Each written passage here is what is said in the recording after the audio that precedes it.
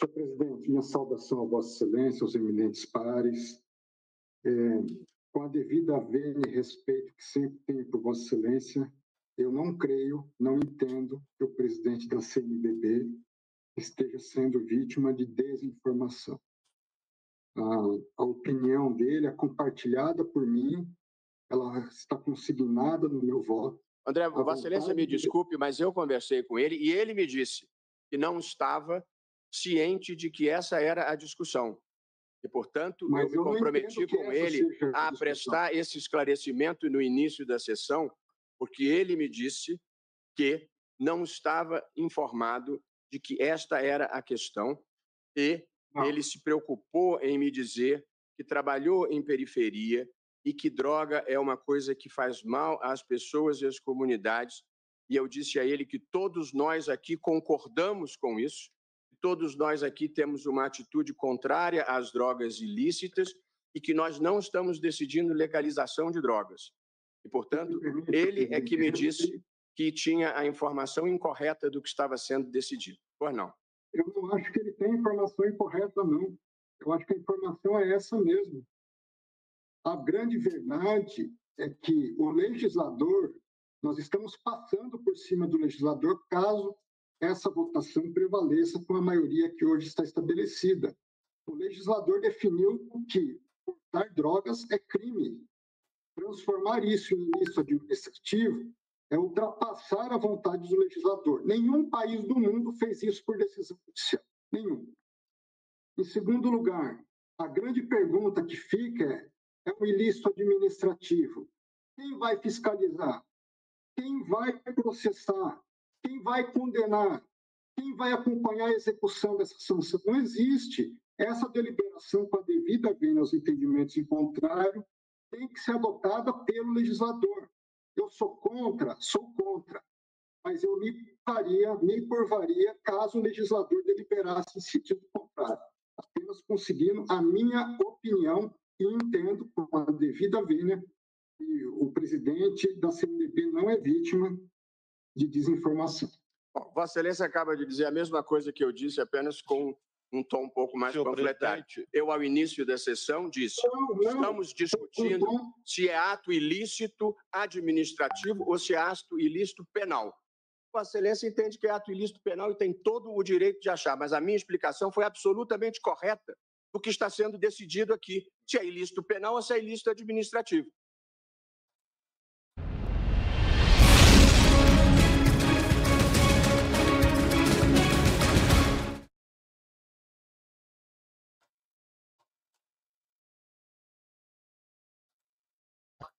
E todos viram aí, Barroso não gostou muito aí da fala do ministro, me fugiu o nome do ministro aqui.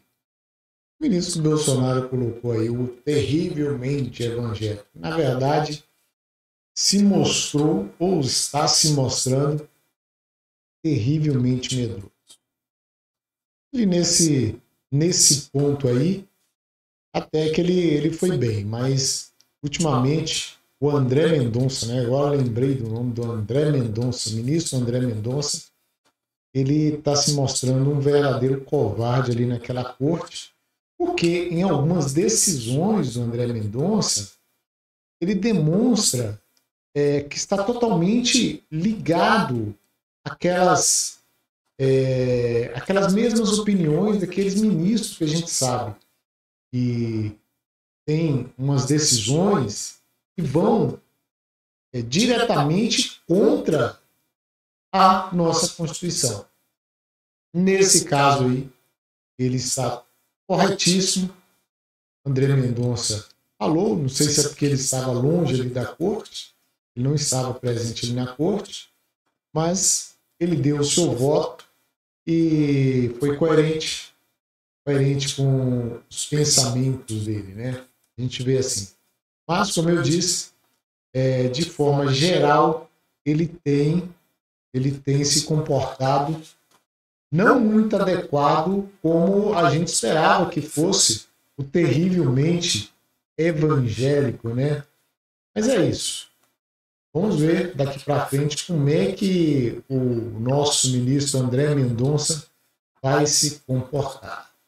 Então vamos a uma outra matéria aqui. Eu vou tentar aqui, não estou conseguindo dar uma pausa aqui no vídeo, mas vamos lá.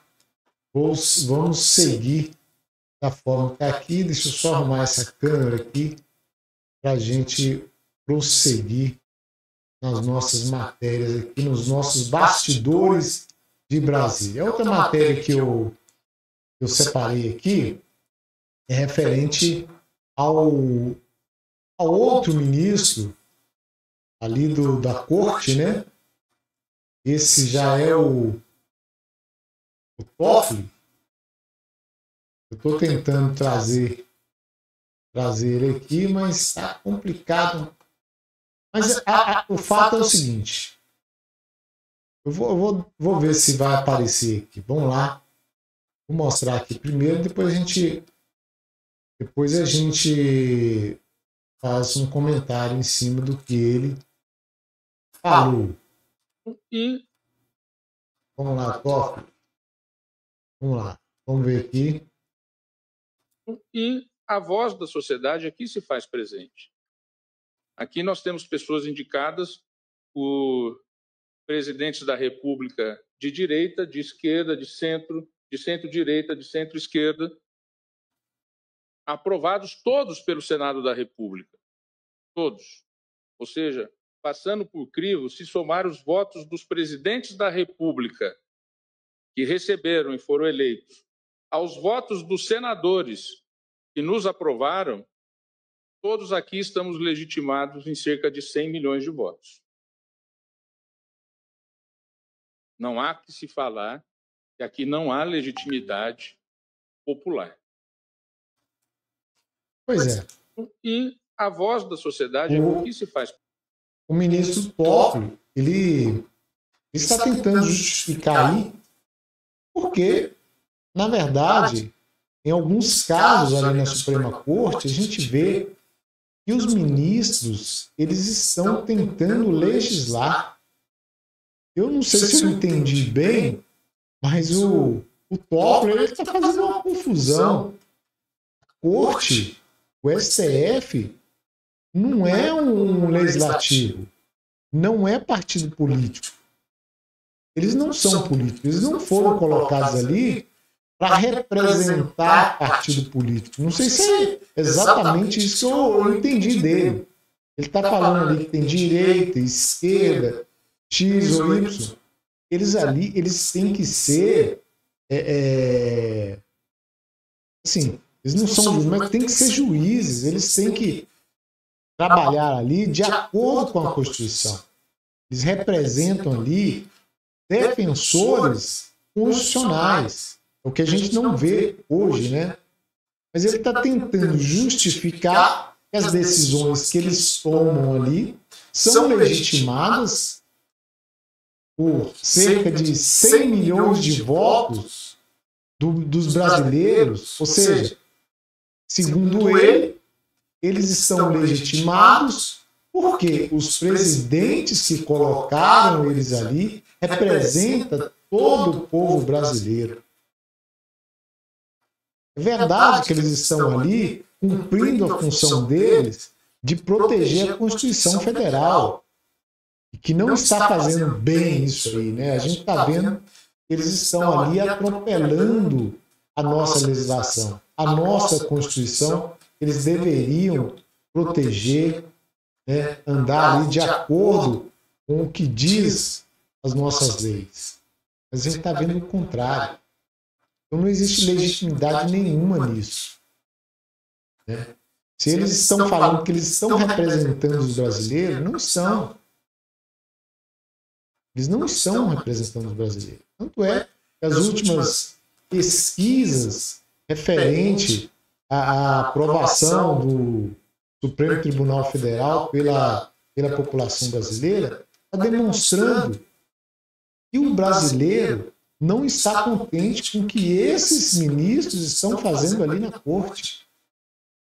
De forma que, se eles fossem se fosse colocado seus nomes para serem votados numa urna, nenhum deles estaria ali. Nenhum deles estariam ali. Então, isso que ele está fazendo é uma confusão. Ele está achando que todos os brasileiros são burros, né?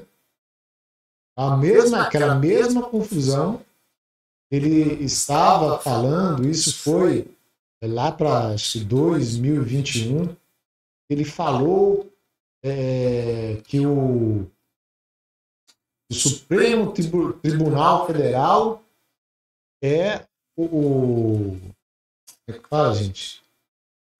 Seria como se fosse o revisor, né, de tudo que tem no país. Então eles seriam aí a última palavra, né? A última palavra que tem no nosso país. Então a gente não quer isso do Supremo Tribunal Federal. O brasileiro espera que o Supremo Tribunal exerça seu papel, que é o de proteger a Constituição Federal. Eles pertencem a uma corte constitucional. E para isso eles deveriam trabalhar. Fazer tudo dentro da normalidade de nossa legislação. E não está acontecendo isso. Mais uma vez. Então ele está fazendo uma confusão enorme aí. E, sinceramente, eu não sei o que passa pela cabeça desse ministro, desse digníssimo ministro. Então vamos uma outra aqui, ó. Eu vou com relação também o que começamos colocando aí, né, o ministro André Mendonça falou sobre essa questão da eliminação da criança até as 22 semanas de gestação de uma mãe. Né? E o André Mendonça estava falando lá sobre a posição de um bispo não sei se é da CNBB ou outra instituição lá da igreja, mas o Felipe Bolsonaro, ele fez uma... Assim, ele tem o seu perfil no Twitter. Ele faz brincadeiras, né? Mas a respeito disso ele falou sério aqui. Eu vou colocar para que a gente ouça aí o Felipe Bolsonaro. Tropa! Trago mensagens do Apocalipse. Moraes manda hospitais informarem que estão cumprindo decisão sobre o aborto legal. Uma pessoa, uma só, derrubou um conselho inteiro federal de medicina que proibiu isso daqui, ó. O feticídio. O que é feticídio, pretinho? Eu tô fora da barriga da mãe. Então, se me matarem, é homicídio. Dentro da barriga, feticídio. Mas no final é assassinato, dá no mesmo. Essa técnica é utilizada, é assim que eles dizem, tá? Em casos de gravidez, por estupro. Mas olha o que foi derrubado aqui, ó. Olha, lê isso daqui. Ele derrubou a decisão, uma pessoa, que impedia que os médicos matassem as pessoas após 22 semanas de gestação. E ele quer garantir que o aborto até 9 meses seja realizado. Só tô lendo, tá? É a Gazeta que escreveu isso. Porque no Brasil hoje tudo é fake news, é discurso de ódio, mas eu não tenho coragem de matar criança no ventre da mãe. Eu quero ver derrubar a decisão de saidinha de preso. Tem presidiário até na presidência aqui no Brasil. E o amigo do meu pai, pensa que tá passando batido. Parabéns para todos os envolvidos, pastores, todo mundo que se envolveu, todo mundo que fez o L grandão. Pois é. E o que o Felipe estava falando aí era referente à decisão do ministro Alexandre Moraes, hoje. O que ele fez?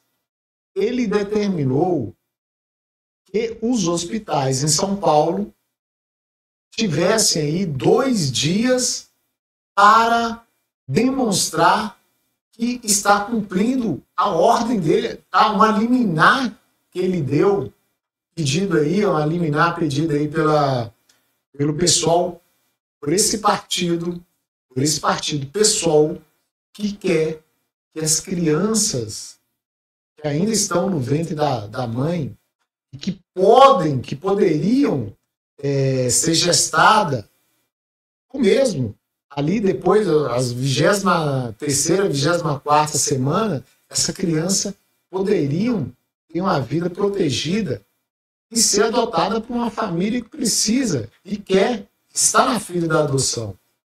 Mas o pessoal não quer isso. O pessoal quer eliminar a criança antes dela nascer. Um absurdo. Mais que um absurdo, né? Não é possível que a gente consiga ouvir isso no país. E esse ministro que está aí no topo de muitas polêmicas, né? De muitas polêmicas aqui no país, dá uma decisão terrível quanto a essa aí. Quer ver os hospitais executar aquilo que ele determinou. É terrível, terrível. E vamos ficar por aqui, senão é complicado para a gente falar sobre esse assunto. Mas vamos seguir aí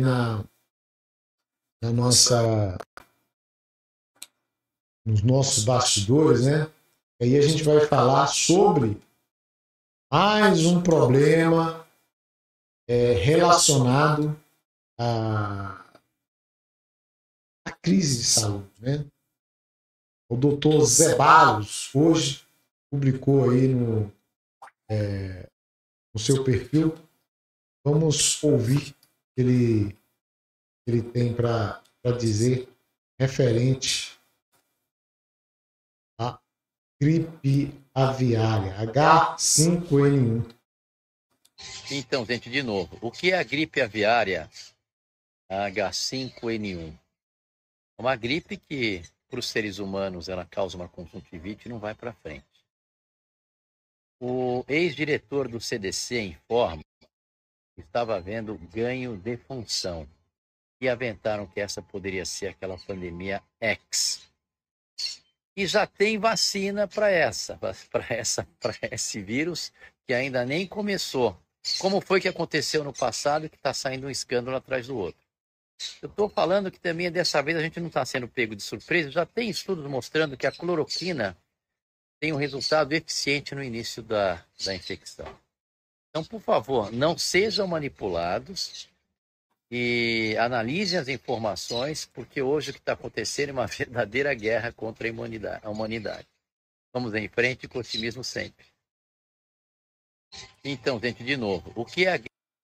Pois é isso aí. Vamos a uma outra...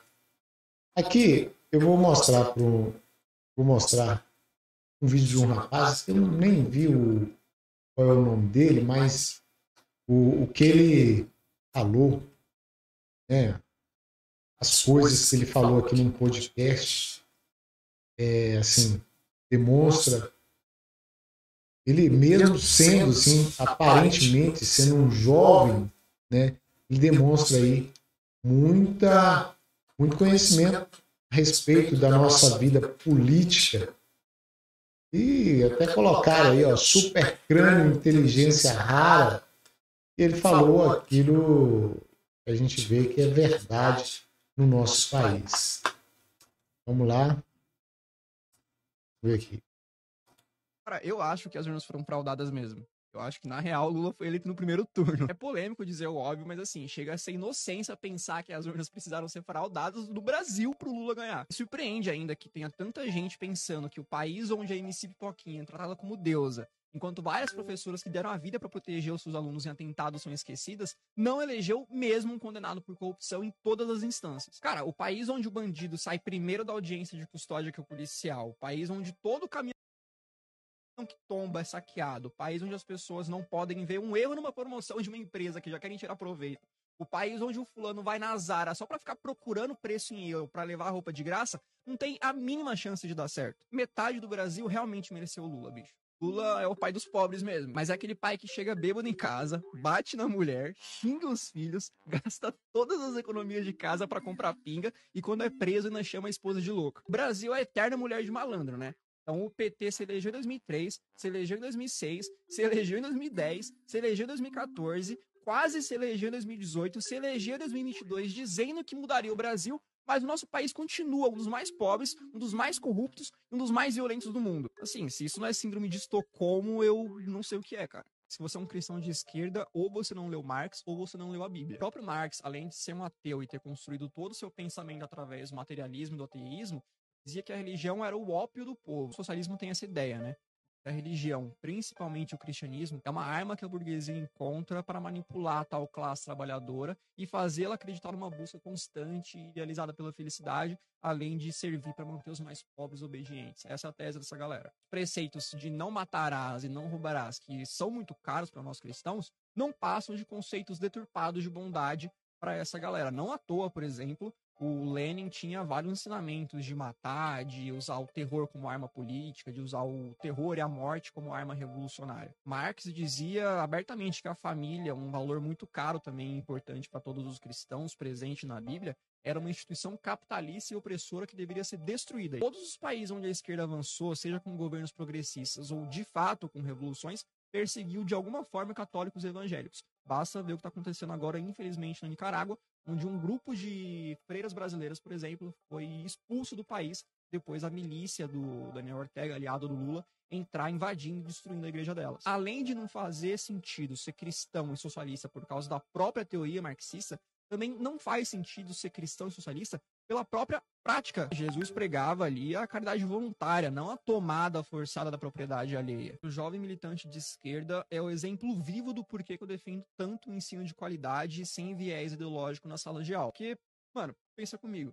Se uma criança tem aula de português sem propaganda ideológica, ela cresce sabendo que ele já é um pronome neutro e que ele não passa de um delírio de militante carente por atenção. Se uma criança tem aula de educação financeira, ela cresce sabendo que dinheiro não dá em árvore e que só enriquece quem trabalha, administra bem o próprio dinheiro e que não vai ser nenhum político caridoso que vai tirar ela da lama. Só aí com essas duas coisas, o picanheiro da República vai perder uns 10 milhões de votos, pelo menos. Se uma criança tem aula de ciências e não uma cartilha ideológica, ela aprende que mesmo se você se mutilar e chilicar muito no Twitter, você vai continuar sendo um homem biológico ou uma mulher biológica, e que no final só existem dois gêneros, feminino e masculino. Se uma criança tem aula de matemática e não uma aula de afromatemática, sei lá o que é isso, ela vai saber que a economia não é um jogo de soma zero e que os bilionários não são os culpados pela miséria no mundo. Se uma criança tem uma aula de história de verdade e não um palanque ideológico no lugar da lousa, ela cresce sabendo, por exemplo, que países socialistas, todos eles terminaram da mesma forma, com genocídio, com fome, com ditadura e com morte. E se crescer homossexual, não vai usar a camisa do assassino de homossexuais Che Guevara.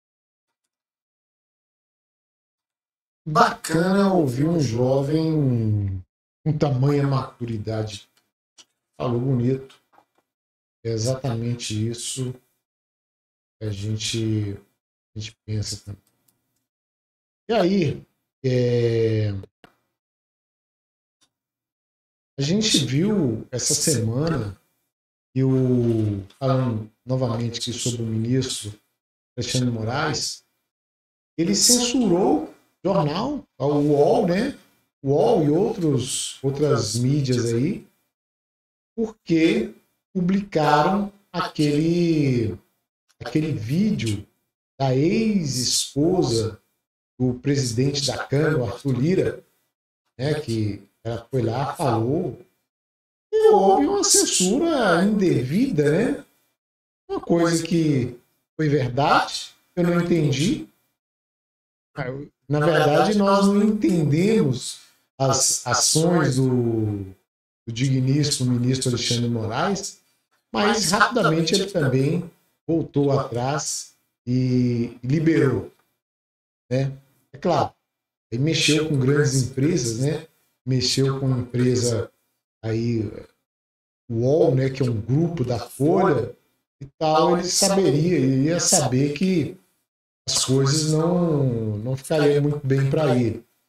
E aí o Walter Maierovitch, eu estava até com um vídeo do Walter Maierovitch aí, falando a respeito dessa censura do ministro Alexandre de Moraes. Ele falou a respeito que esse tipo de censura caberia até mesmo no impeachment do ministro Alexandre de Moraes. O Walter Maierovitch, ele não é um bolsonarista, ele não é um jornalista de esquerda. Ele, na verdade, ele é até um jurista, né, que trabalha no site UOL. E esquerdista. Na verdade, ele é esquerdista. E ele falou sobre um possível impeachment do Alexandre de Moraes por causa dessa situação. A gente não sabe, não sei se esse vídeo dele, se ele falou foi antes do ministro voltar atrás ou depois. Na verdade, mesmo que ele tenha voltado atrás, ele demonstrou o que ele é capaz de fazer. E isso é para que todas as mídias, toda a imprensa, mesmo aquelas que são bem esquerdistas, saiba o que está mexendo, com quem está mexendo, né? Então é isso. Vamos ver se a gente tem uma outra notícia aqui. Mas é isso. Eu vou ficar por aqui.